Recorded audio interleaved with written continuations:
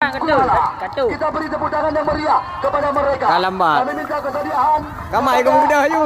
Kali ini selaku anggota DPRA untuk dapat mengalukan medali dan juga memberikan trofi piala dan uang pembinaan sebesar 15 juta rupiah kepada tim PSLS Lanjut Kuala didampingi oleh Bapak Camat.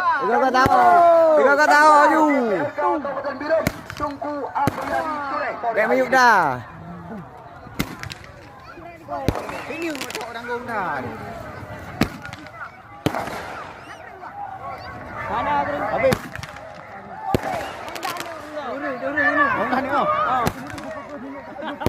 Ya, kita lihat ini dia.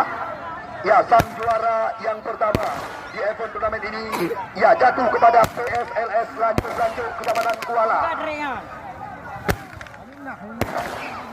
Ya, kami